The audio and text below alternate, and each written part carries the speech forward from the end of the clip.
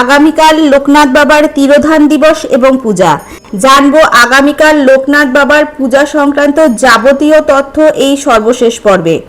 নমস্কার বন্ধুরা, Indian blogger নন্দিনীর আরও একটি পর্বে সকলকে স্বাগত। আশা করি আপনারা সবাই ভালো আছেন, সুস্থ আছেন।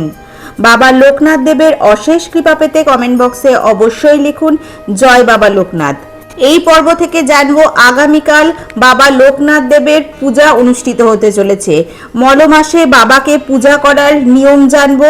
এছাড়াও জেনে নেব লোকনাথ বাবাকে পূজা করার উপকরণ অর্থাৎ কি কি লাগবে, মন্ত্র, লোকনাথ বাবার বিশেষ বিশেষ মন্ত্র, এবং এছাড়াও জানবো আগামীকাল লোকনাথ বাবাকে পূজা করার সম্পূর্ণ পূজা পদ্ধতি।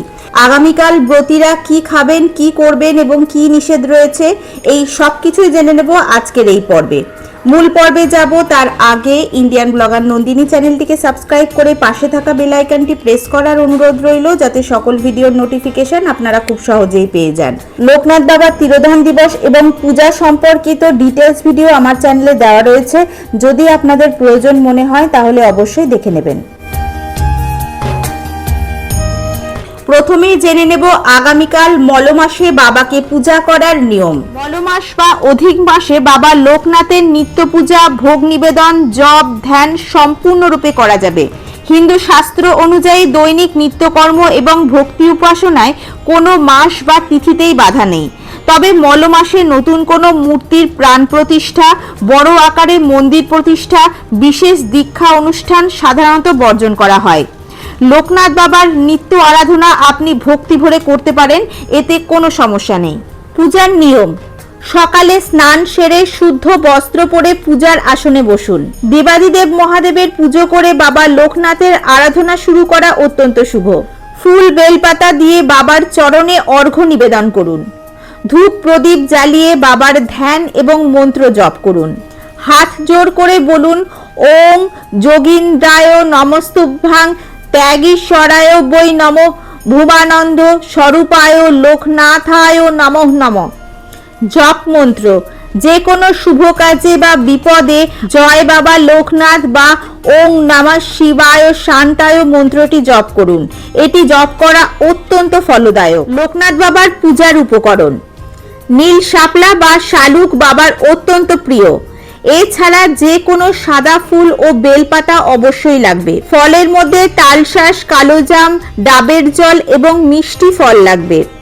ভোগ ও মিষ্টির মধ্যে মিছরি, তাল মিছরি এবং যে কোনো সাদা মিষ্টি যেমন সন্দেশ, রসগোল্লা। অন্যান্য উপকরণের মধ্যে ধূপ, প্রদীপ, চন্দন, গঙ্গা জল ও পূজার পাত্র।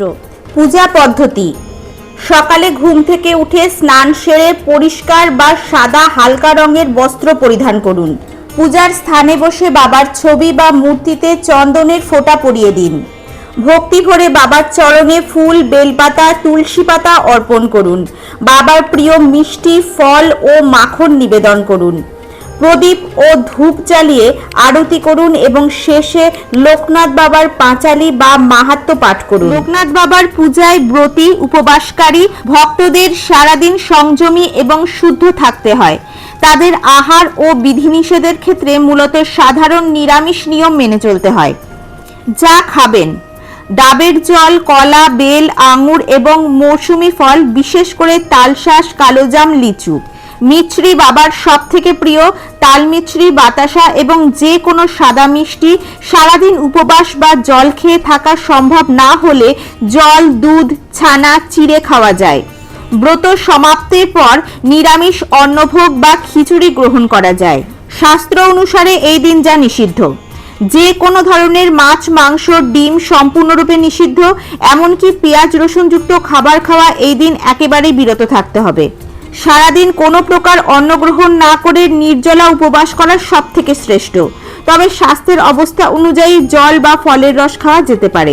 উপবাসের আগের দিন থেকেই নিরামিষ আহার এবং মন থেকে যাবতীয় আসক্তি, নেতিবাচক চিন্তা দূরে রাখতে হয়। লোকনাথ বাবা অত্যন্ত সাধারণ এবং অনাড়ম্বর জীবনযাপন করতেন, তাই অতি সাধারণ নিরামিষ আহার ও শুদ্ধ ভক্তি তার পুজোর মূল চাবিকাঠি। এবার জানবো আগামীকাল লোকনাথ বাবার তিরোধান দিবস এবং পূজার দিন বাবাকে পূজা করার সবথেকে শুভ সময় কখন থাকতে চলেছে এবং আগামীকাল অমৃত যোগের সময়ক্ষণ। অর্থাৎ 2026 সালে বাংলা 1433 বঙ্গাব্দে লোকনাথ বাবার তিরোধান দিবস অনুষ্ঠিত হতে চলেছে 3রা জুন 2026 বাংলার 19 জ্যৈষ্ঠ 1433 বুধবার। তৃতীয়া তিথি শুরু হচ্ছে 2রা জুন 2026 বাংলার 18 জ্যৈষ্ঠ 1433 মঙ্গলবার অপরাহ্ন 5টা বেজে 13 মিনিটে।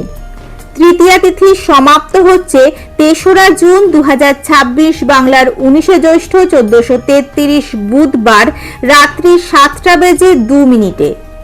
এই দিন লোকনাথ বাবাকে পূজা করার সবথেকে শুভ সময় থাকতে চলেছে দিবা 7টা বেজে 38 মিনিট গতে 11টা বেজে 13 মিনিটের মধ্যে এবং বিকেল 5টা থেকে বিকেল 7টা বেজে 2 মিনিটের মধ্যে লোকনাথ বাবাকে পূজা করার সবথেকে শুভ সময় থাকতে চলেছে।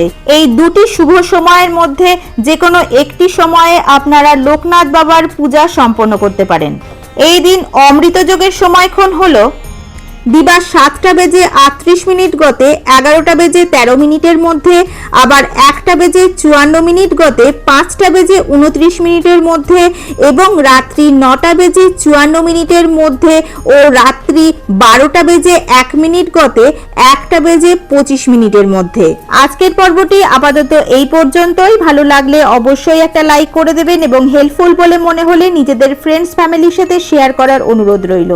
সবাই খুব ভালো থাকবেন, সুস্থ থাকবেন। দেখা হচ্ছে আবার আগামী পর্বে।